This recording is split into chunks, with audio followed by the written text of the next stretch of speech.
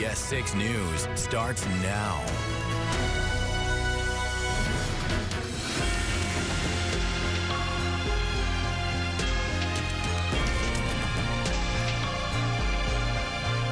Hi, I'm Tom Eschen, and thanks for joining us here on Power and Politics. This one's going to be a little bit different as we have the news of the week. Elise Stefanik's nomination to be the U.S. ambassador to the UN withdrawn by Donald Trump on Thursday of this week. Of course, that has all sorts of reactions attached to it. We've spoken to some of the major players in this whole conversation over the course of the last few months, including Stefanik, and you're going to hear from them now over the course of the next half hour. But before we get to those conversations, let's break things down first, starting with political analyst Lee Meringoff. You don't want to deal with uncertainty when you have a sure thing.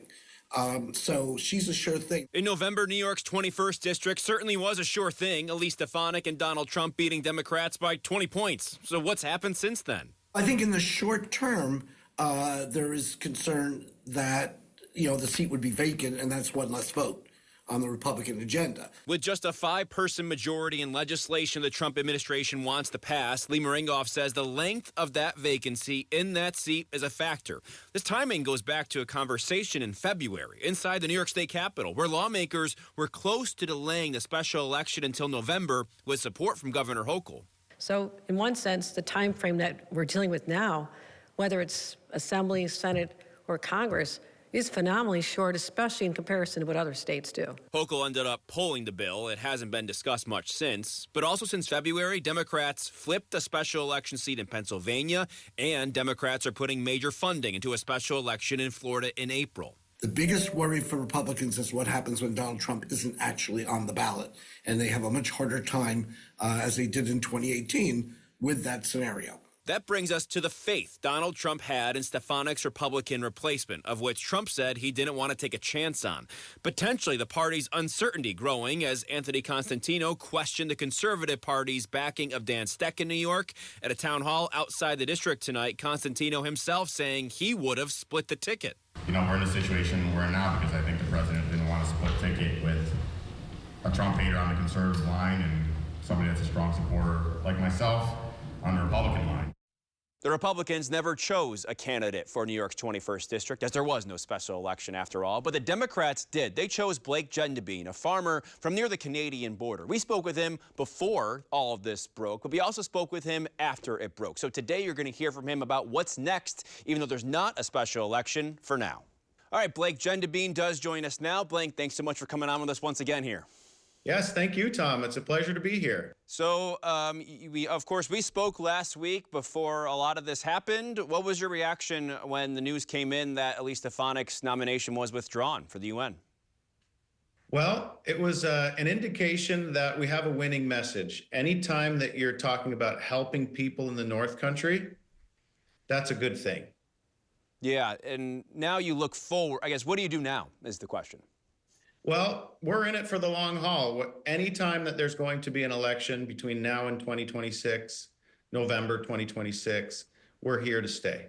Is that the indication that you've received from the chairs and the party at this point? Actually, I have no idea. I just know that we're here. We're going to stay in it. We have a lot of enthusiasm. The message of affordability, immigration reform, taking care of our small businesses, and making sure that our veterans, seniors, and families in the North Country have the health care they've earned is a message that people care about. What do you think of Elise Stefanik? Last time we spoke, you didn't get much of a chance to talk about any real opponent because you didn't have one at the time, and there was, of course, some that might have been interested. But in this case, Elise Stefanik, this is her district, district that you're now running in. What do you think of her and her leadership over the course of the last decade in New York 21? I'm sure she has worked very, very hard, but I'm focused on the future. I'm focused on what's coming up in New York 21 in the North Country, and I know what we care about. We care about regional, local issues. We want affordable groceries. We want support for small business. We want to fix immigration, and we want to make sure that our grandparents and uncles and kids and brothers and sisters and veterans, friends that are veterans, have the health care that they've earned.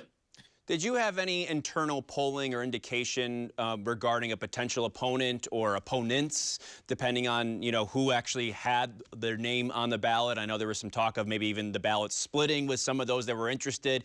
What was, maybe take me inside here, was there any indication of what you could be going up against? Yeah, I don't have any inside baseball to share with you. I was so focused on doing my job, rubbing elbows with people in the North Country, listening, getting feedback, bringing things home, and caring about my neighbors and the community that raised me. That's really what this is all about.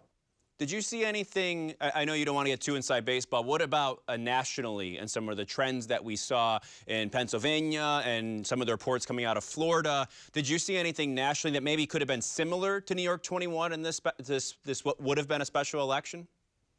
Well, certainly we had a winning message here. I can't get in the head of Washington or Albany politics. We have a winning message, and that message is worrying about what the community that raised me is concerned with, about affordability and about immigration and about small businesses, supporting small businesses, and about making sure veterans, seniors, families have the health care that they've earned. It's so important. It's a local race. It's about local interests, and that's really what I'm completely focused on. What you've learned over the course of these last few weeks and months, you could say? Yeah, I have learned that people are a little nervous. Tariffs are making people really worried. From the St. Lawrence River to Burlington, down to Albany and the Hudson Valley and the Mohawk Valley and through the Adirondacks, tariffs are worrying people. And veterans are beside themselves. There is absolutely no excuse for veterans to have anything but the best healthcare plan in the world. It's, I would say that there's just a little bit of concern and nervousness out there in the field. So you want to stay as the nominee here, I guess you could say, in one way or another, from now until the midterms? Is that what you're hoping for at this point? Because we never, I think there was some signs that potentially, she could be nominated for something else, depending on what happens here between now and 2026. Is your goal from now until the midterms to be the Democratic nominee, no matter the situation in this district? Yeah, Tom, I am unprovoked and disciplined. It's the same way that I farm. I just go to work. I'm going to go and meet people and learn about what they need. And it's a winning message. It's a winning strategy. Hard work is always a winning strategy. And I'm going to be that farmer that solves problems for my neighbors. And we're just going to keep chugging along. Do you change, I guess, the approach at all? Obviously, you've been at a sprint. This is a little bit more like a half marathon, or a marathon, if you will, if you want to go into running. But, what kind of philosophy do you have campaigning moving forward?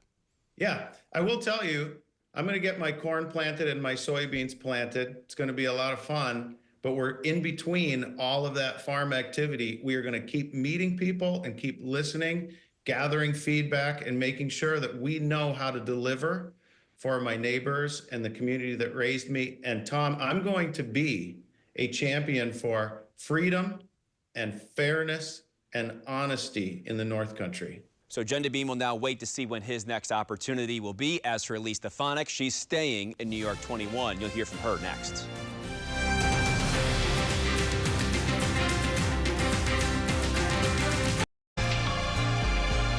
Welcome back to Power and Politics. I'm Tom Esching. We continue our conversation about the fallout after the withdrawal of Elise Stefanik's nomination to be the U.S. UN ambassador. We did reach out and ask her team for an interview. We did not hear back from them. But we did speak to her in September about many of the issues that are still on people's minds right now. Tariffs, immigration, but it's also still this March, 5 years since the COVID-19 pandemic really started up. So we're going to start our conversation there with Elise Stefanik after she had just gotten done questioning former Governor Andrew Cuomo at the U.S. Capitol when he was testifying about his policies back in September.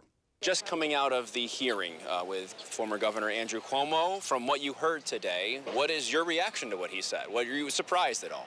I was not surprised. Unfortunately, Governor Cuomo continues to point fingers at anybody but himself. And what the investigation, which was a bipartisan investigation, what it found was that he personally and his senior staff wrote, directed, and executed the directive on March 25th that led to the nursing home crisis, which ultimately killed over 15,000 vulnerable seniors.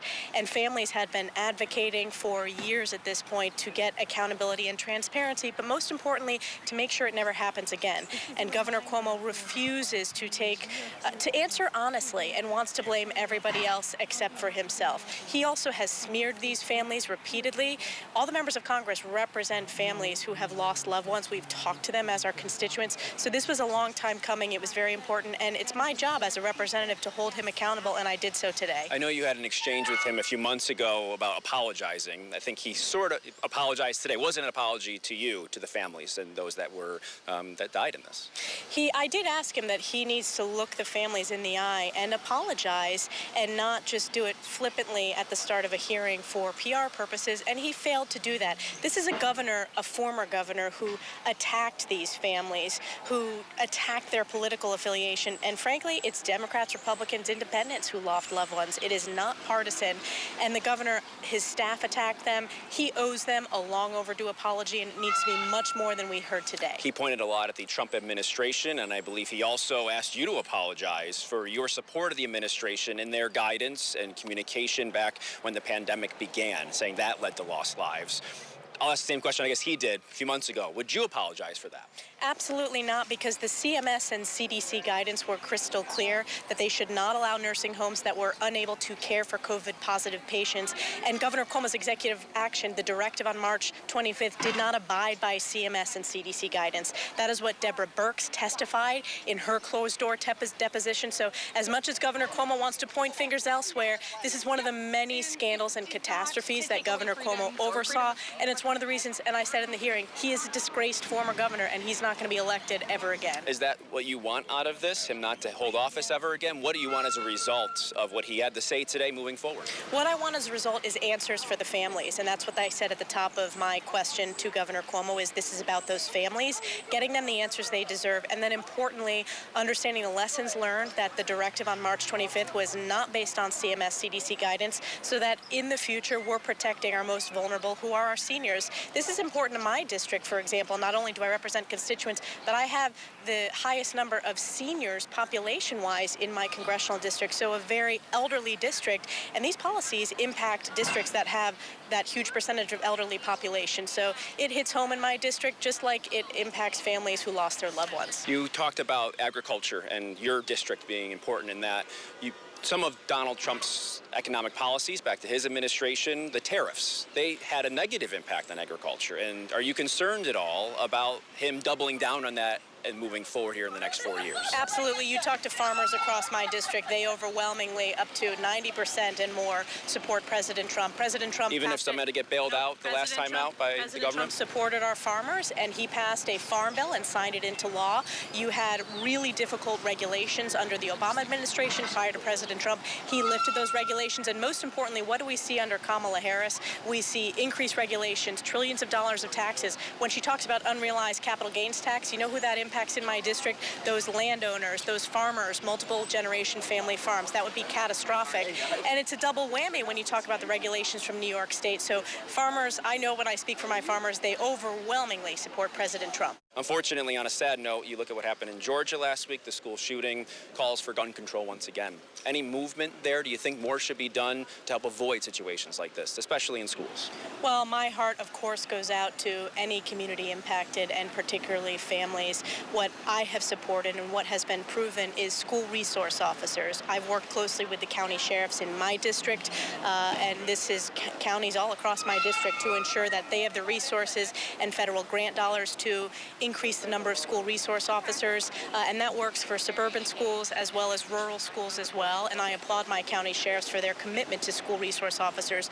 We also need to make sure that we have increased mental health support. That's something that Republicans have been very focused on, and it was Republicans that passed Fix NICS, and that was signed into law under President Trump to get rid of the siloing and lack of information sharing from agencies like the FBI and other like military agencies as well. when there are potential mental health issues that need to be shared when it comes to gun ownership. However, most importantly, I represent law-abiding gun owners in my district, and I am proud to have an A+ rating when it comes to standing up for a Second Amendment. And I'm also proud of the votes I've taken in support of school resource officers. So sweeping reform for something like immigration, which obviously has, impacted the country, but guns for children have become their leading cause of death. Why not a more wide-ranging policy when it comes to that? Again, I'd point to what we achieved under President Trump, which was pro-Second Amendment, pro-Constitution, as well as closing lack of information sharing between agencies, the Fix NICS Act. We also increased funding for mental health, and that has been very important. We're also increasing funding for our law enforcement to make sure that they have the resources they need to go after criminals who illegally obtain firearms. But my district, we are very proud supporters of the Constitution, and whether you're Democrat, Republican, or Independents, we strongly support our Second Amendment rights. And again, in the case of school resource officers, that has been proven not only a deterrent, but to save lives. So those are the views that will stay in New York's 21st congressional district for now, as Donald Trump said there could be a place for Stefanik in his administration in the future. So what's next? Coming up next, we'll speak to someone very interested in that role moving forward.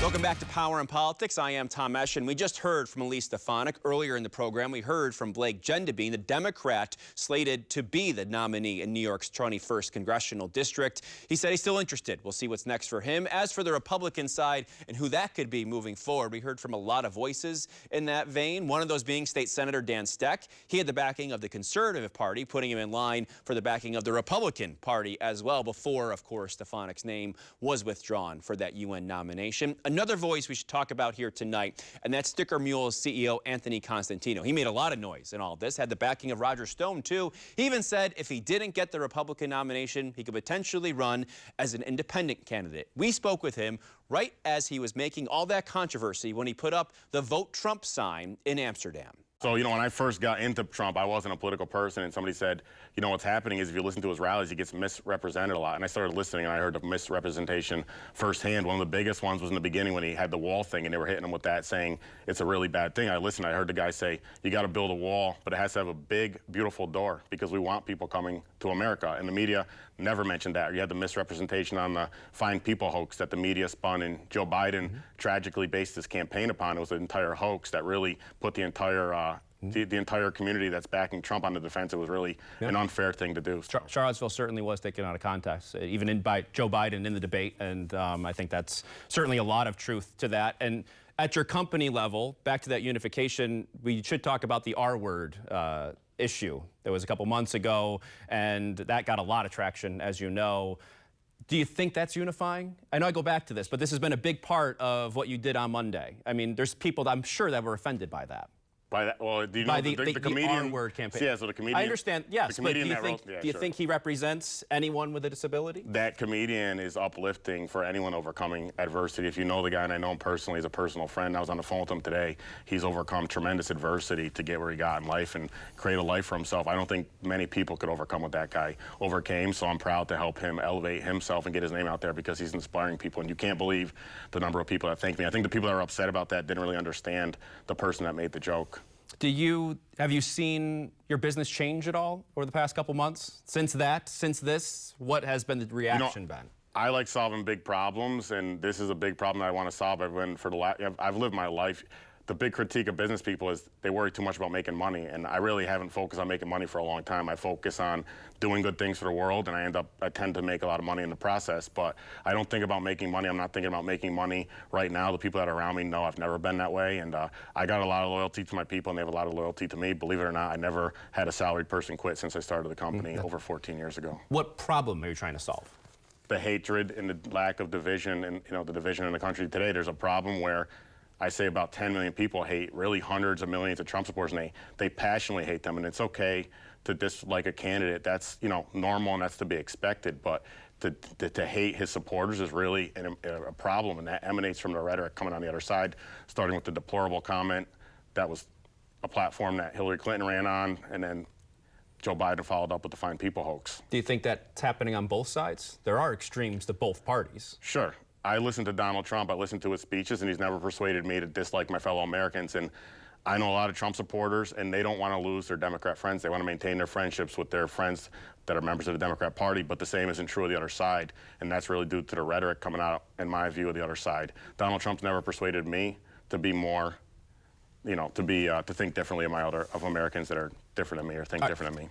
For now, New York's 21st congressional district is Elise Stefanik's. It's a vote that Donald Trump says and believes will be vital to forwarding their legislative agenda here over the course of the next few months. As for after that, time will tell if some of the other voices that we spoke about tonight will have that vote and that seat moving forward. Thanks for joining us. We'll see you next time.